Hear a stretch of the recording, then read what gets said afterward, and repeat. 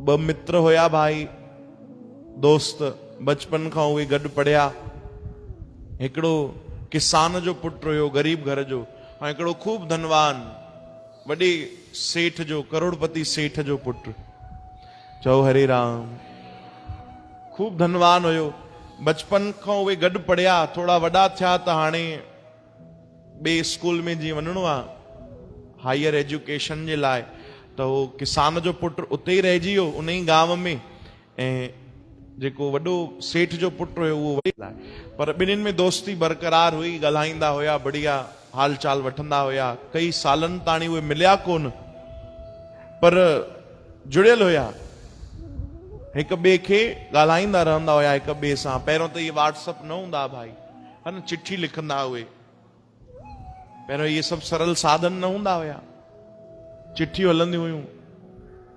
त ध्यानु ॾियो, ॾिसो, पहिरियों ॻाल्हाइण जा साधन न हुया त रिश्ता मजबूत हुया। हाणे जेतिरा वधीक साधन त रिश्ता ओतिरा ई कमज़ोर आहिनि। ही केॾी अजब जी ॻाल्हि आहे, असां इंसान कहिड़ा थी विया आहियूं कि पहिरियों सुविधा न हुई। हिकु हिकु चिठी लिखंदा, असांखे संगत ॿुधाईंदी आहे बाबा जन खे उहे चिठी लिखंदा त 3-4 ॾींहंनि में उहो वञी उहो पहुचे। वरी बाबा जन उन्हनि खे लिखनि त वरी ॿिया 3-4 ॾींहं लॻनि ओसि ताणी पहुचण में, त तेसि ताणी इंतज़ारु रहंदो कि अरे छा असांखे छा लिखी मोकिलींदा, कहिड़ो उपदेश ॾींदा, कहिड़ो वचन ॾींदा, कहिड़ो प्रेम मोकिलींदा।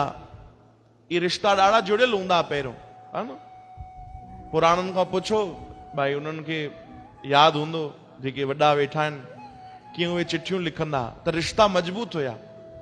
हाणे त केॾी सुविधा आहे, केॾा साधन आहिनि, है न भाई। हितां खां बसि मैसेज कर त 1 मिंट बि न लॻंदो, विदिन सेकेंड्स में उहो अमेरिका बि पहुची वेंदो मैसेज। चओ हरे राम। पर छा पहिरियों जहिड़ा रिश्ता मजबूत रहिया आहिनि? न। त उहो चिठी लिखंदा हिक ॿिए खे, त रिश्तो उन्हनि जो मजबूत हुयो, बरक़रार हुई दोस्ती, बढ़िया। काफ़ी साल गुज़री विया। हाणे जेको ग़रीब दोस्त हुयो किसान जो पुट, उन वीचार कयो कि एॾा साल थी विया आहिनि, हाणे त शादी वियांह वग़ैरह सभु थी वियो आहे, मुंहिंजो बि मुंहिंजे दोस्त जो बि, हलो त भाई हिकु बार मिली अचूं। वीचारे थोड़ा घणा पैसा जोड़िया, ट्रेन जी टिकट कढाई, पंहिंजे गांव खां निकितो। उनजो दोस्त वॾे शहर में दिल्ली बॉम्बे जहिड़े में रहंदो, उहो शहर ई पहिरियों बार वियो। ॾिठी शहर त ॾिसी हैरान थी वियो कि अरे बाप रे, एॾो आधुनिक शहर, हेॾी वॾी वॾी मंजिल बिल्डिंगूं ठहियल आहिनि। ॾिसंदो रहिजी, अधु ॾींहुं त वीचारे खे पतो ॻोल्हण में लॻी वियो पंहिंजे दोस्त जो। जीअं तीअं करे हुनजे घर पहुतो ऐं दरवाजो खटखटाई त हिकिड़ो वॉचमैन रखियल हुयो, खूब पैसे वारा हुया। वॉचमैन ॿाहिरि आयो, हा भाई तूं केरु आहे? चई अरे मां तुंहिंजे मालिक जो दोस्त आहियां भाई, उनखे न्यापो ॾे। उन त पहिरियों ॾिसी करे लॻो अरे हे कहिड़ो माण्हू हली आयो आहे गांव देहात जो, ऐं चए थो मां तुंहिंजे मालिक जो दोस्त आहियां। पर भैया कहिड़ी ख़बर। ठीकु आहे, 5 मिंट बि अंदरि वियो। चई साईं तव्हांजो कोई दोस्त आयो आहे, लॻे त ईअं ई तो गांव वांव मां कोई आयो आहे, अनपढ़ माण्हू, पढ़ियल लिखियल त लॻे कोन थो, ऐं ग़रीब घर जो लॻे थो। मूंखे त तव्हांजो दोस्त नथो लॻे, वरी बि मां परिचय हुनजो ॿुधायां थो। जीअं ई परिचय ॿुधायो तो गदगद थी वियो दोस्त। चई अरे मुंहिंजो पुराणो यार वेठो आहे, मुंहिंजो पुराणो यार आयो आहे। ख़ुशि थी वियो, हिकदमि डुक पाए आयो, जीअं न भॻवान कृष्ण आया पंहिंजे प्यारे दोस्त मित्र जे लाइ, सुदामा जी जे लाइ, तीअं उहो बि आयो। ॾाढो ख़ुशि थी करे आयो, गले सां लॻायो, मुलाक़ात थी, अंदरि वठी आयो। एॾो वॾो हुनजो आलीशान घर, उहो हेॾे ॾिसे वरी मथे ॾिसे, अरे वाह भाई वाह। हुन साधन त ॾिठा ई न हुया वीचारे। रिमोट दबाए त पंखा चालू थी वञनि, हा गजब जी टेक्नोलॉजी। वरी सोफ़ा त कॾहिं हुन जीवन में न ॾिठा वेहण जे लाइ। दोस्त चयो कि वे भाई वे, सोफ़े ते वे। जीअं ई वीचारो हुनखे आदत खट ते वेहण जी, खट ते माण्हू कीअं वेंदो आहे, सिधो वञी ढण जोर सां वञी वेहंदो आहे। हे बि वेठो स्प्रिंग वारा गदा, वरी मथे उछलो वीचारो दोस्त। चई भाई हे छा आहे? चई अरे हिते इहो ई आहे, तूं धीरे वे, आराम सां वे, गांव हाणे छॾे आयो आहियां त थोड़ा ॾींहं छॾे आ हुनखे, हिते आराम सां वे। वीचारो धीरे सां वेठो त वापसि उहो स्प्रिंग कुझु न थियो, ठीक सां वेठो। थालियूं लॻी वयूं, बढ़िया ड्राई फ्रूट अची विया, अहिड़ा अहिड़ा उन ते खाराइण लॻो हुनखे आइटम जेके हुन कॾहिं ॾिठा ई न हुजनि।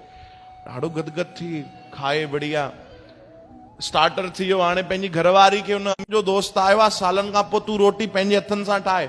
वैसे त कुक ठाहींदो आहे असांजे घर में, पर मुंहिंजे दोस्त खे पंहिंजे हथनि सां रोटी खाराए।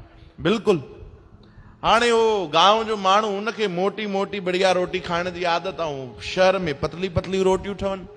ईअं रोटियूं ठहनि, थोरो सो हवा जो झोको हले त हिकिड़े जो फुल्को ॿिए थालीअ में हली वञे। चओ हरे राम। वो खाईंदो वियो वीचारो जीअं तीअं करे, जेकी जेकी भाॼी ठातऊं।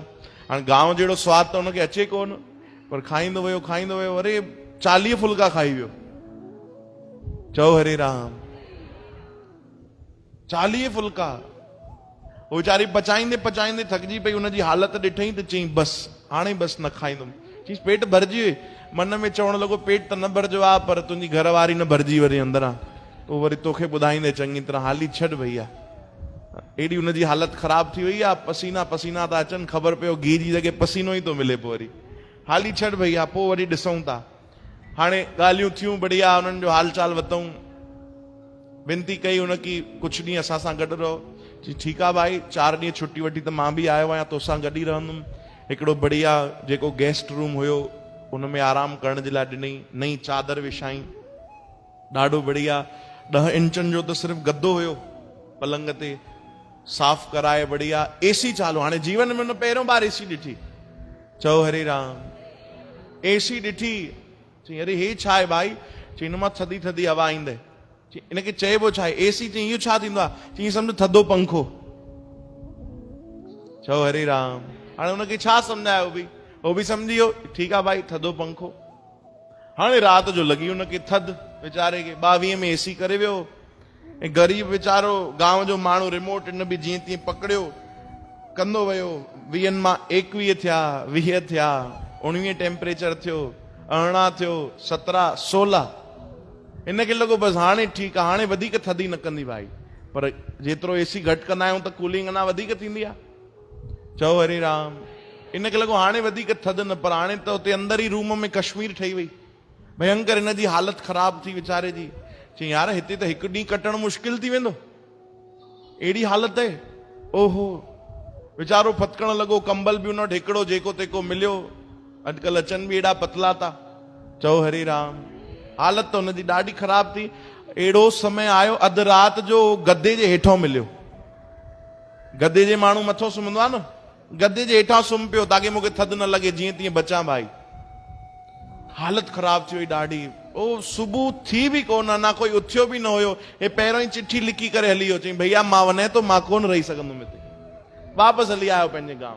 हिकु ई ॾींहं में घरवारी पुछियो गांव में कि अरे स्वामी तव्हां वापसि हली आयो, तव्हांजे दोस्त सां मुलाक़ात थी? चई थी। कीअं हुयो? चई दोस्त ॾाढो सुठो आहे, दोस्त में तो कोई कमी ना आहे, ॾाढो बढ़िया आहे। वीचारे ॾाढी ख़ातिरदारी कई, सभु कमकार छॾे, रोज़ लाखें रुपया कमाईंदो आहे, पर मुंहिंजे पोइतां सभु छॾे करे वीचारो सॼो ॾींहुं गॾु रहियो, सभु खाराई पीआरई, खूब खूब पंहिंजे घरवारी खे चई भोजन हथ सां ठाहे, ॾाढो ॾाढो ख़ातिरदारी कई।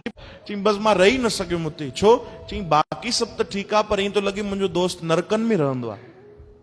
चओ हरे राम। चई बाक़ी सभु ठीकु आहे, पर ईअं थो लॻे मुंहिंजो जेको वीचारो दोस्त आहे न, मूंखे दया थी अचे, ईअं थो लॻे नरकनि में रहंदो आहे।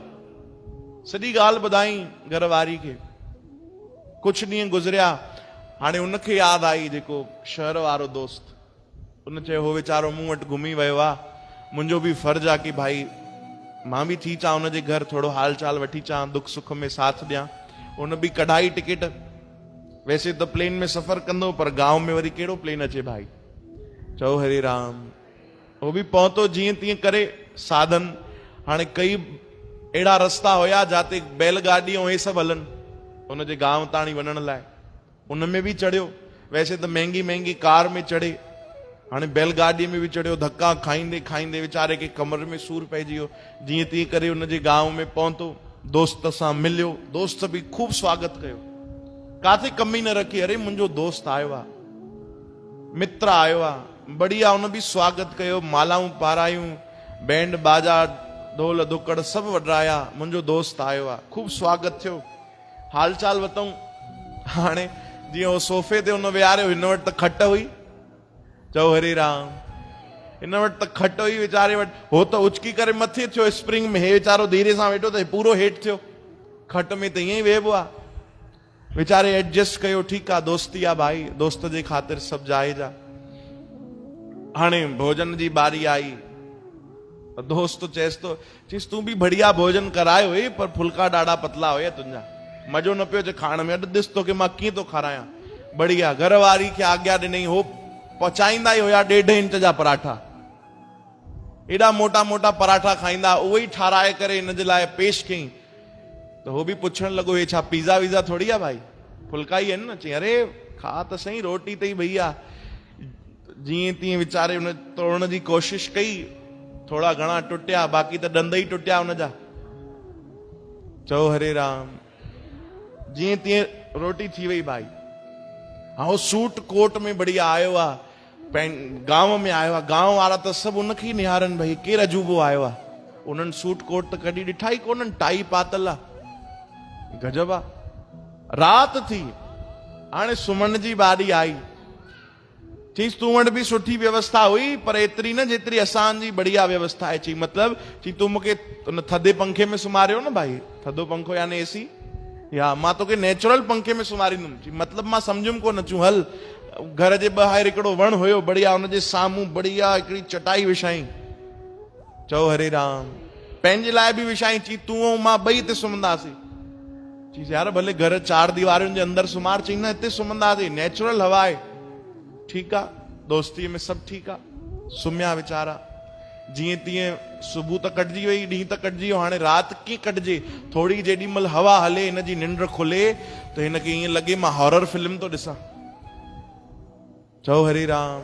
ओ पेड़ पौधा हिलनि, अहिड़ी घबराहट थिए। दोस्त खे उथारे त हुनजी निंड वरी अहिड़ी गहरी कि कुंभकर्ण फेल।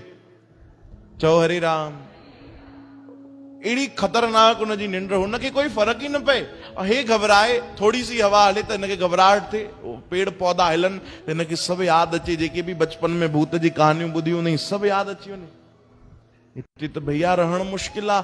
अधु राति जो ई उथियो 2 बजे, हो त वरी बि वीचारो 6 बजे ताणी उन वटि हुयो न, हे 2 बजे ई उथियो।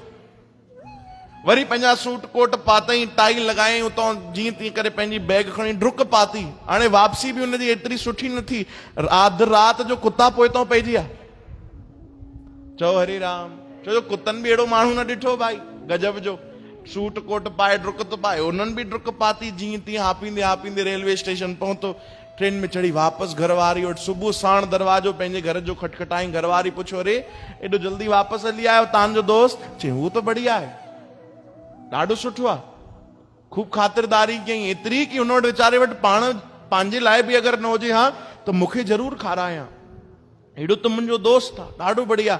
घर वारी चई उहा बि ॾाढी भली हुई, हुन बि खूब खातिरदारी कई, खूब सेवा कई, सभु सुठो आहे, पर मूंखे दया थी अचे, मुंहिंजो दोस्त नरकनि में थो रहे। चओ हरे राम। हुन बि यही ॻाल्हि चई मूंखे दया थी अचे कि मुंहिंजो दोस्त जेको आहे वीचारो नरक में थो रहे। हाणे ॿुधायो, संत पुछनि था कि नरक कहिड़ो आहे भाई? हिकिड़े खे ॿिए जो जीवन नरक थो लॻे, वरी उनखे हुनजो जीवन नरक थो लॻे, ऐं ॿई पंहिंजे जीवन में ख़ुशि आहिनि। चओ हरे राम। ॿई एडजस्ट कनि था, पर ॿिन्हिनि खे हिक ॿिए जे लाइ लॻे थो अरे हो हीअं थो रहे, हो हूअं थो रहे। चओ हरे राम। अगर सुख भी आ चाहे दुख भी आ जीवन में, प्रभु याद आहिनि न तो तव्हांजो घर ही वैकुंठ आ। चओ हरे राम। ॿियो कोई वैकुंठ ना आहे। जे अगर प्रभु याद आहिनि त बस। गाईंदा आहियूं भजन, सुख भी हो सारे और याद हो इशारा। ईअं न सुख में भुलिजी वञूं या ईअं न दुख में छॾे छॾियूं, न, हर परिस्थिति में अगर भगवान याद आहिनि तो भैया जे स्थान ते तव्हां आयो न वो स्थान ही वैकुंठ आहे। चओ राम। ईअं ई सतगुरनि पंहिंजी वाणी में न चयो आहे तव्हां वैकुंठ जह कीर्तन तेरा। इन जे लाइ चयो आहे कि कोई श्रद्धा सां भाव सां कीर्तन करे, नाम जपे, हरिय जो याद करे तो वो स्थान वैकुंठ बणिजी वेंदो आहे। श्री कृष्ण गोविंद।